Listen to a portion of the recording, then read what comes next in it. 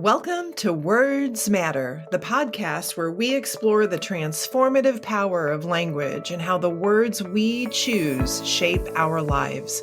I'm your host, Deanna Ley, the Catalytic Coach, and I'm here to guide you on a journey of opportunities, progress, and change. Each episode will dive into a thought-provoking quote or phrase, unpack its meaning, and discover how it can inspire us to rise above challenges, embrace joy in the journey, and ignite our possible.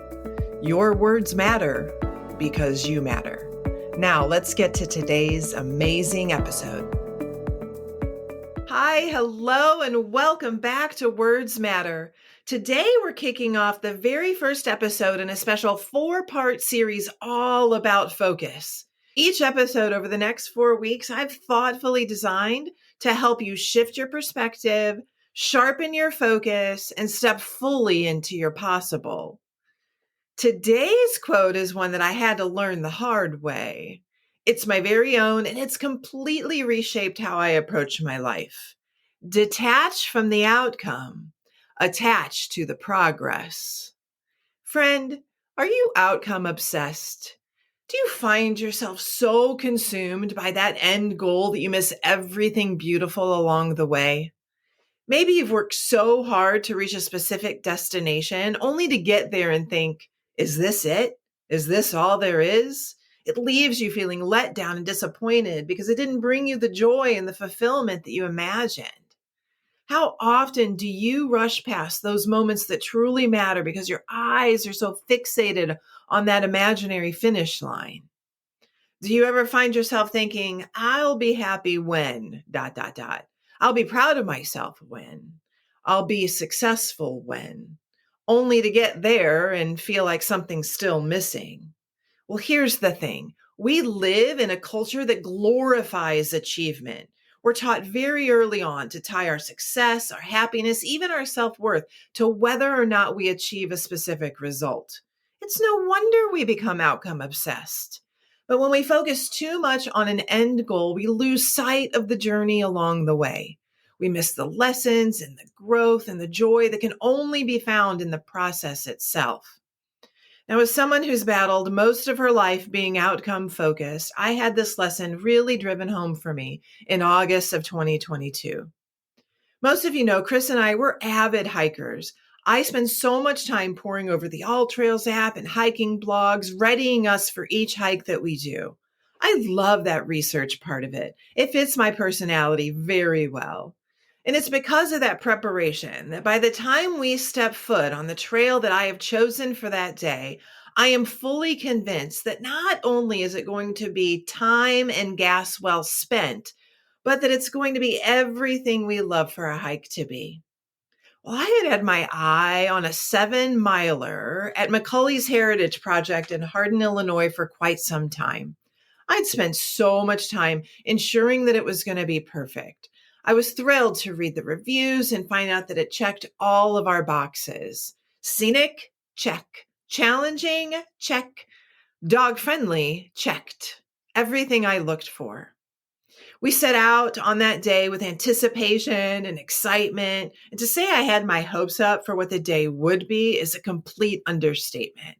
An hour and 15 minutes away from our home, we drove with everything that we needed. We stepped foot onto that trail, fully prepared, mind, body, and soul for the picture-perfect hiking day. Well, about a quarter of a mile in, we rounded a bend and my heart sank. The trail was completely overgrown with tall grass, and with it being August in the Midwest, that meant one thing: ticks. And even though our dogs are treated with a tick preventative, this was way too big of a risk to take. We craned our necks trying to see if the tall grass ended, but nope. It extended as far as we could see, and we had no choice but to turn back after barely getting started. I was crushed. All of that planning, all of that excitement gone in an instant. So Chris suggested an alternative, hiking at Pere Marquette State Park, which we had passed on the way there. But I was so attached to the day that I had envisioned that I couldn't see a new opportunity in front of me. My frustration clouded everything.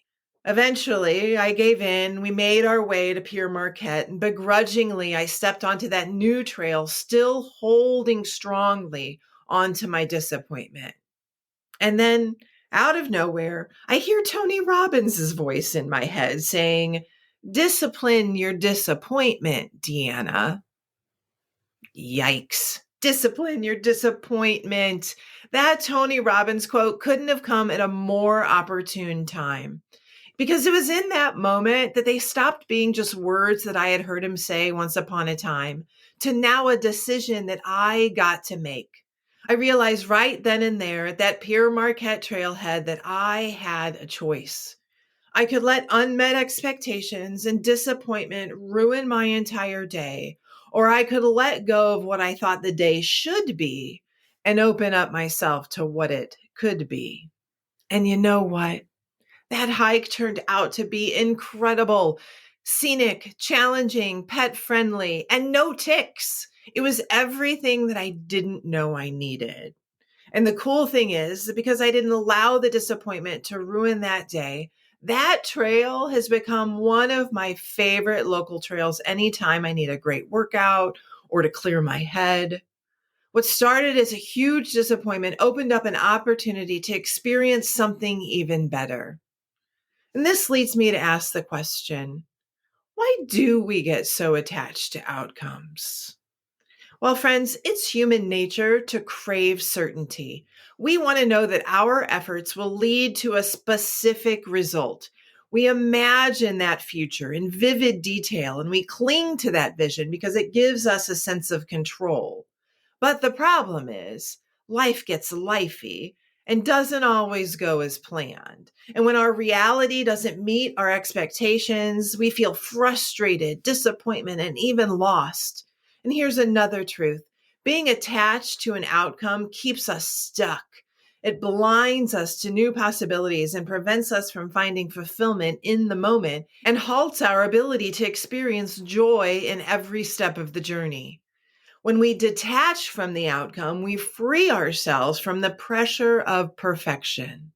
We stop tying our happiness, our success, and our self-worth to whether or not we achieve that specific result. Instead, we make space. We make space to experience the journey for what it is, a series of steps, each one meaningful in its own way. So how do you apply this to your own life? First, embrace flexibility. Life doesn't always go as planned. We know that. And guess what? That's okay. Be open to detours. Be open to the pivots and the unexpected opportunities because you might just find that they lead to something better than what you had originally envisioned. Second, celebrate your progress. Take time to notice how far you've come, even if you're not where you want to be yet. Progress isn't about perfection. It's about movement, forward momentum, and it's about showing up day after day, taking one intentional step at a time. Third, stay present. Let yourself find joy in the moment that you're in right now. It's the small wins, the quiet moments, the lessons you're learning along the way. These are the things that make the journey more meaningful. And finally, fourth, have a vision for what's next. Life isn't about reaching one summit and stopping. It's about continuing to climb, explore, and grow. When you know your next mile marker, you stay inspired and engaged with the process. Friends, as you go through this week, I challenge you, take a deep breath. Let go of the weight of that outcome that you have in your head and anchor yourself to the beauty of progress instead. Be inspired by the possibilities and dedicated to the process. Let yourself find joy in every single step, even the challenging ones. You can learn to appreciate the entire path itself, not just the view from the top. And it's in doing so that you won't miss all the spectacular experiences along the way. Detach from the outcome. Attach to the progress. When you focus on the progress, every step becomes meaningful. Every step is a reminder that you're moving forward, that you're growing and becoming the person you're meant to be. And when you finally do reach that destination, whether it's a goal or a milestone or a dream, you'll realize it's not the destination itself that matters most. It's who you became and what you experienced along the way that will stay with you forever. Friends, the words we see and read, the words we hear and the words we say to ourselves and about ourselves, what we're doing and how we're doing it, they all matter. Your words matter because you matter. I'll see you next week for part 2 of this special 4-part series on focus, where we'll continue to explore another powerful quote that'll help you shift your perspective and sharpen your focus so you can step fully into your possible. Until then, have a great day. Thank you for joining me on this episode of Words Matter. I hope today's message inspired you to embrace opportunities, make progress, and create meaningful change in your life.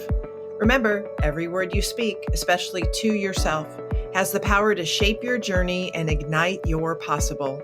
If you enjoyed this episode, don't forget to subscribe, leave a review, and please share it with someone who needs to hear this message today. Let's keep the conversation going, friends. Connect with me on social media or visit my website at deannaley.com for more inspiration and tools to help you rise and ignite your possible. Until next time, remember, your words matter because you matter.